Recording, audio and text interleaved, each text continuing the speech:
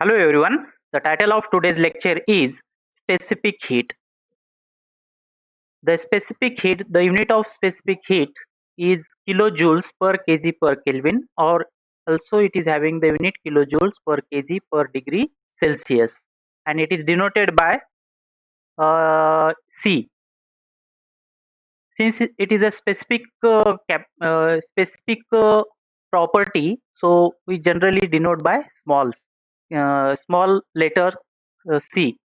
The specific heat is defined as the energy required to raise the temperature of a unit mass of a substance by 1 degree Celsius or 1 Kelvin.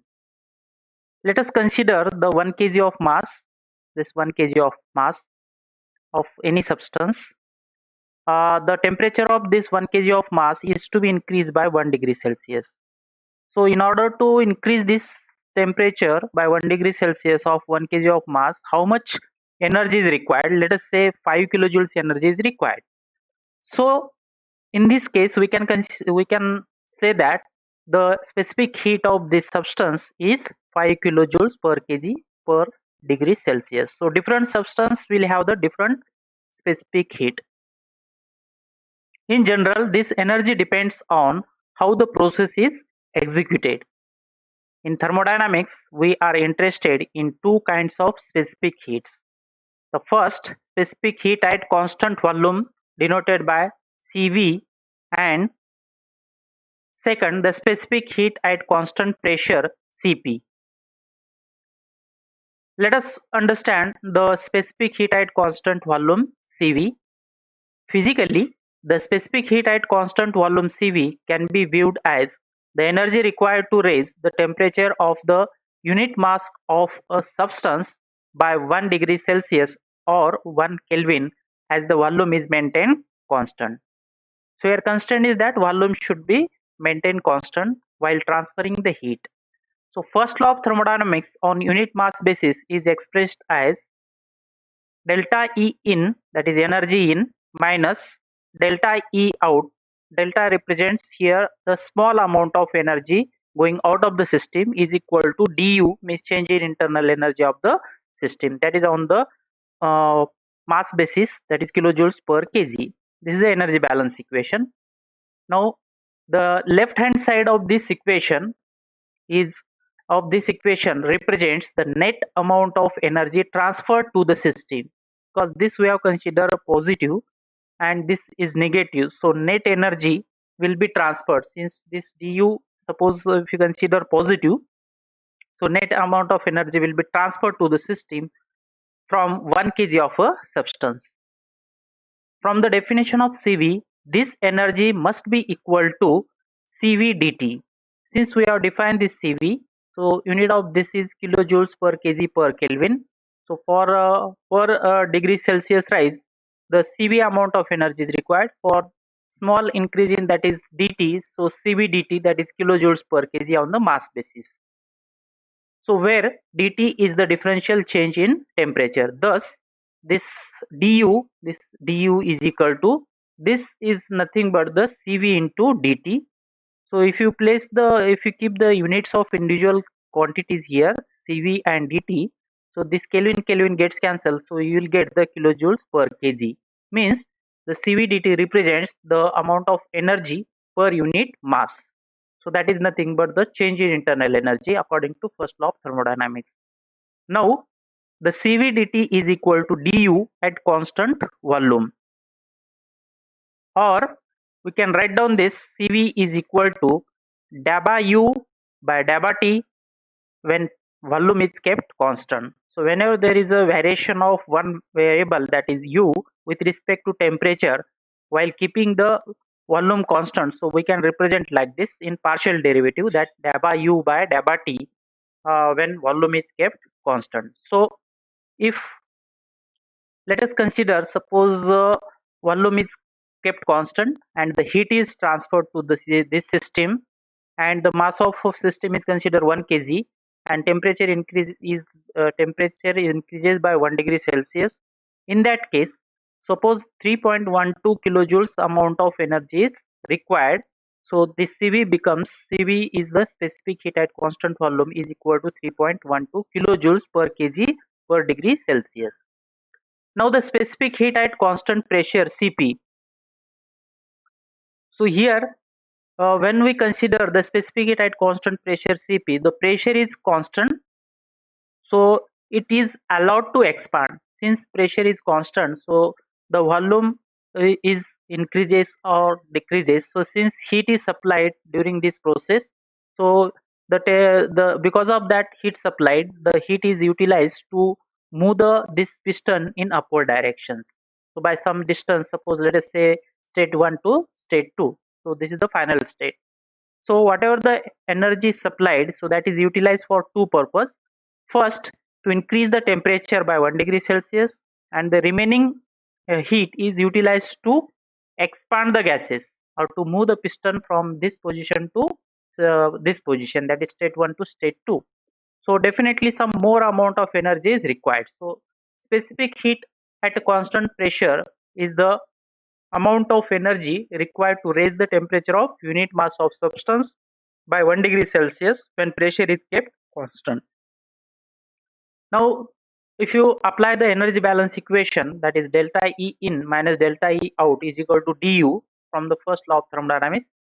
So here the energy in, so that is in terms of heat, energy will be entering into the system, that is considered as a positive here, and the work is done by the system, by these gases, to expand these gases from state 1 to state 2. So that is energy out in terms of work, that is the moving boundary work. So that is again represented by delta W out. So again this is a positive quantity. So though it is represented minus here, but this is a positive because work out. So is equal to du, that is change in internal energy. Next, the delta Q in is equal to du plus delta W out. So this delta W out is considered on the right side of this equation. Since delta W out is equal to PdV work, that is a moving boundary work, then delta Q in is equal to du plus PdV. We have replaced this delta W by PdV. Delta Q in is equal to du plus PdV plus VdP. So we have added the VdP term. So for the constant pressure, the change pressure is constant, means this dP is change in pressure is 0. So this 0 into volume, so specific volume, that will be the 0. So since this value of this quantity V into dP is 0, so even if you add this, it won't affect on the this equation. So we can write down that.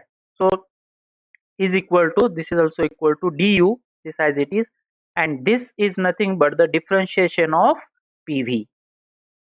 Now d is common here, so in bracket that is u plus PV.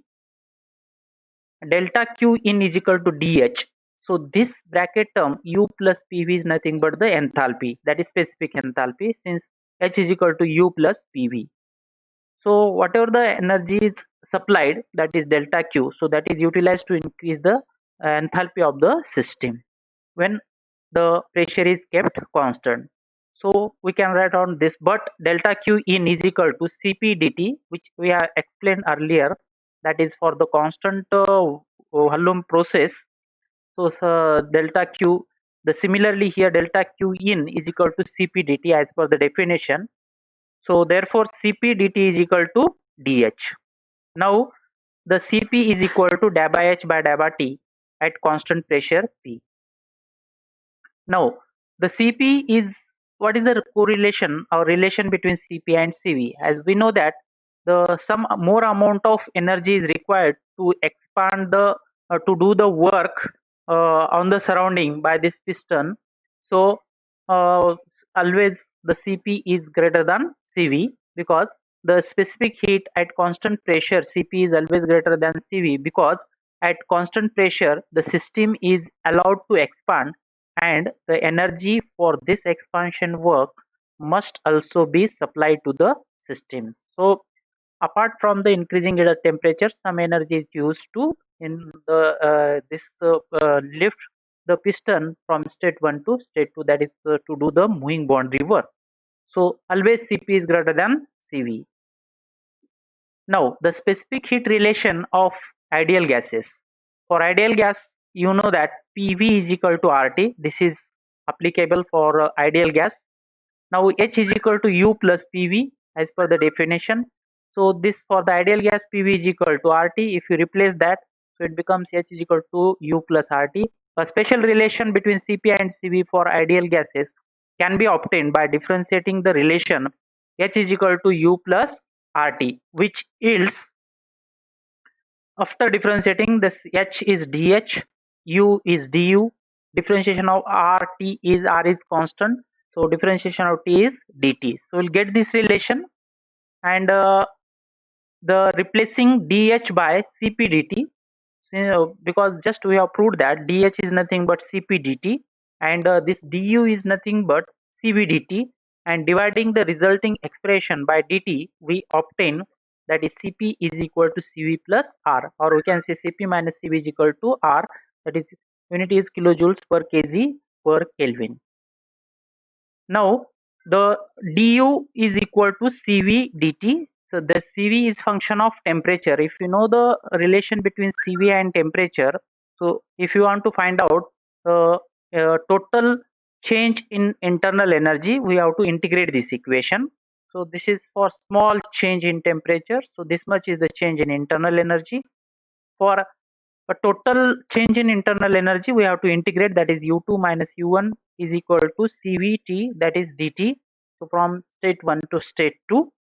Similarly, the dH is equal to CPT dt. So if you want to find out the total change in enthalpy, that is equal to H2 minus H1, final enthalpy minus initial enthalpy, that is integration of CPT dt over the limits 1 to 2 implies state 1 to state 2.